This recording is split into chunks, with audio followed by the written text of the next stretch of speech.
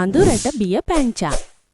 ඉතා ලස්සන හරිත වනාන්තරයක පැංචා නම් පුංචි හාවෙක් ජීවත් වුණා. පැංචාගේ දිග්ග කන් දෙකක් තිබ්බා.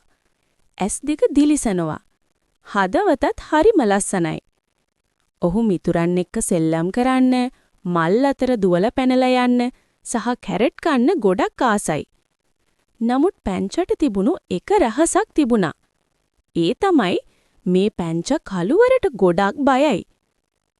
දවල් කාලේ පැංචා හරිම ධෛර්යවන්තයි. ඔහු වනාන්තරය පුරා දුවනවා, කුරුල්ලන්ට කතා කරනවා, ගඟ ළඟට ගිහිල්ලා එයාගේ මුණ බලනවා. ඔහු hina වෙලා සතුටින් කාලය ගත කරනවා. නමුත් සවස වෙද්දී ඉර සෙමින් බැස යද්දී වනාන්තරයේ ටික ටික නිශ්ශබ්ද අදුරු වෙද්දී පැංචාගේ හදවත වේගයෙන් ගැහෙන්න පටන් ගත්තා. ගස් අතරින් යසන කුඩා ශබ්දයක්, සුළඟෙන් ලැලෙන කොළ, දුරින් නැසෙන බකමූණු හඩ, ඒ හැම දෙයකම පැංචා බය වුණා. අඳුරේ මොනවද තියෙන්නේ? මට පේන්නේ නැත්තම් මට ආරක්ෂාවක් තියනවද? පැංචා මේ හැම දෙම හිත බියෙන් තම මව ළඟට දුවලා ගියා. ඔහුගේ මව උණුසුම් හදවතක් තිබුණු බුද්ධිමත් හාවියක්. ඇය පැංචාව තම කෝලයෙන් වැළඳගෙන මෘදු ලෙස කිව්වා, "මගේ පුතා, අඳුර කියන්නේ බියට දෙයක් නෙවෙයි. ඒක ලෝකීය විවේක ගන්නා වෙලාව" කියලා. එක් රාත්‍රියක මව පැංචාව ගුහාවෙන් පිටතට අරගෙන ගියා. අහස හරිම ලස්සනයි. සඳ මෘදු ලෙස දිලිසුණා. තාරකා දහස් ගණනක් කුඩා පහන් වගේ අහස පුරා දිලිසුණා.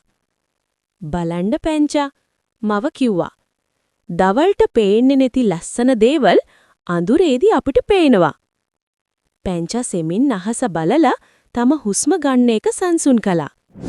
ඒ විලාවේ ඔහුට අඳුර ටිකක් අඩු බියජනක වුණා. ඊවඟ දවසේ රාත්‍රියට පැංචා හිතුවා බය නැතුව තනිවම ගුහාවේ දොර ළඟට ගියා.